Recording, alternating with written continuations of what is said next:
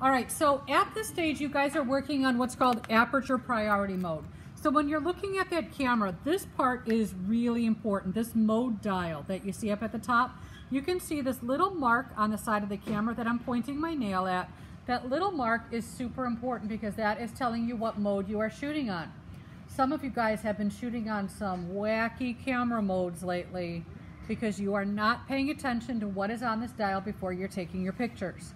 You have to look at that every single day because someone may accidentally move it and you don't want to shoot some kind of pictures and wonder for a half an hour why they're not turning out when you could simply look on that dial.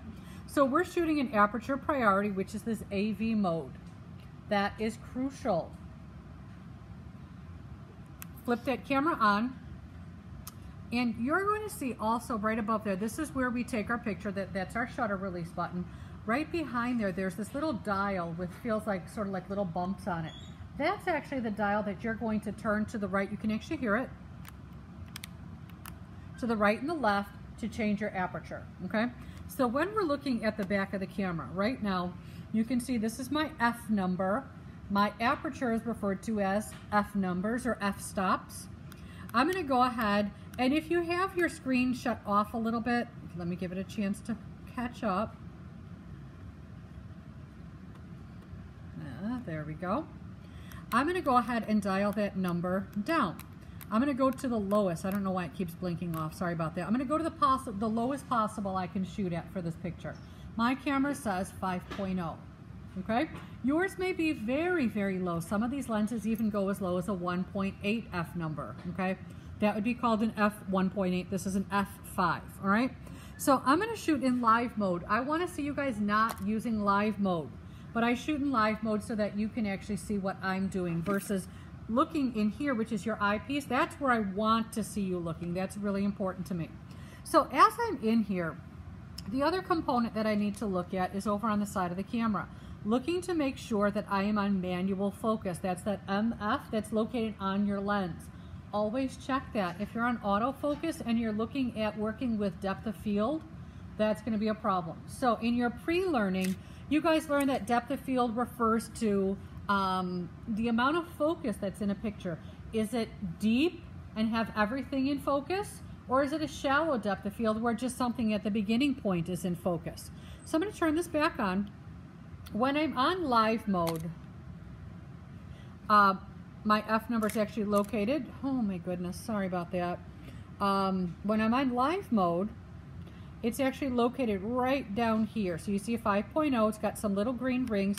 I can turn it to the right and change that number higher and lower. All right, so as I'm looking in here, I'm gonna reach around the camera.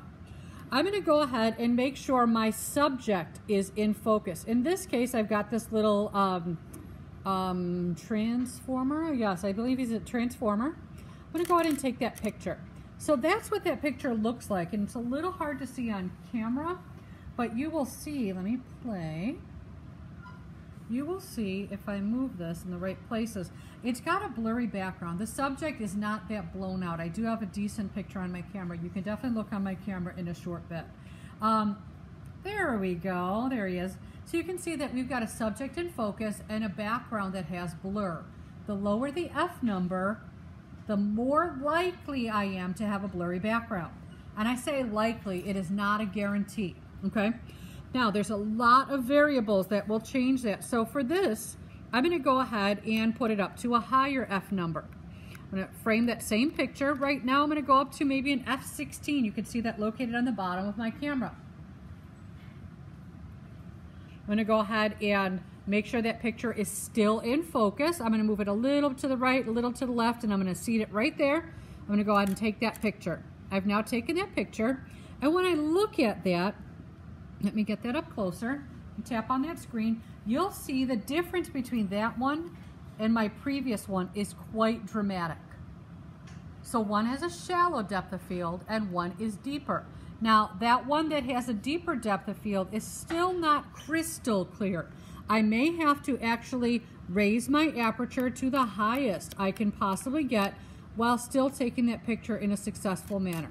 So I've taken that picture. You can see I have a lot more detail in that background. Now, a lot of this has a lot of things it depends on. First of all, It depends on how far away. So when I'm looking up over in the distance, I've got a series of objects back there. So you can see that. So my little, I don't know what you want to call him, my little camera guy is right there. He's in my focal, he's my little transformer. I've got a cup, I've got chalk, and I've got paper towels right there as well. Not all of these things will always be in or out of focus. It depends on how close a background is to my finished work. So if I had, I'm gonna move over this way a little bit. If I had a brick wall or a painted wall right behind him, such as that, it was brick, I'm gonna see every single pattern on that brick because the distance between my subject and my background is small. Even here is very small. So if you're shooting a flower and you've got the brick wall behind it and you want blur, you're not going to get blur. But instead, you might actually shoot at an angle, so you've got a lot of distance behind it. So I want you to make sure that as you're taking those photographs, you're positive that you have enough space behind your subject in order to give you that appropriate level of blur. So what you're expected to do is just that. You're going to be, let me get this camera down just a little bit more. You are going to come in here and give me a picture with, same exact picture. I'm taking two pictures of the same exact thing. One with a deep depth of field where I have everything in focus, and the other one with a shallow depth of field where I have my subject in focus and my background blurry. So you are taking 4 sets of those pictures. So it'll be 8 pictures total, though you'll have a lot of stuff in between. I have a few pictures in between this one and the one that I felt was the best. You can delete those, that's perfectly fine. Now, if you find that your pictures, no matter what you do, are not coming out well, you need to look at your lighting. If you're in very low light and you're at a high aperture, you're going to introduce something called camera shake. So it's pretty low light in here. Let's say I'm hand holding this. Let me put it back here. I'm hand holding this picture. I have it at the highest aperture I can possibly get. That's an f/29 on my camera right now. Yours will vary, so please expect that. You can see that is a terrible picture.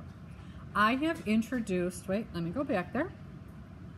I've introduced camera shake, which means with the higher the F number, the longer my shutter may have to stay open. If my shutter has to stay open, I'm likely going to move it. Even if it's just a little bit while taking the picture, it's enough to give you blur.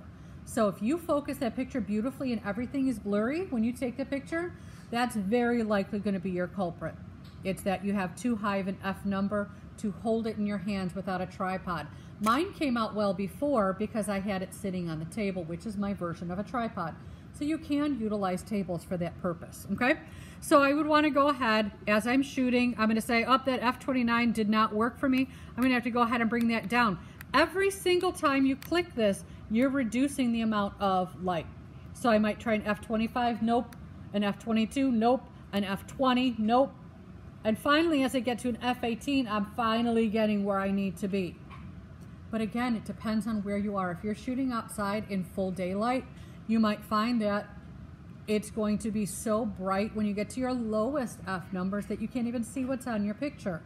So you have to balance the two and try different lighting situations. And that's what you're going to do today.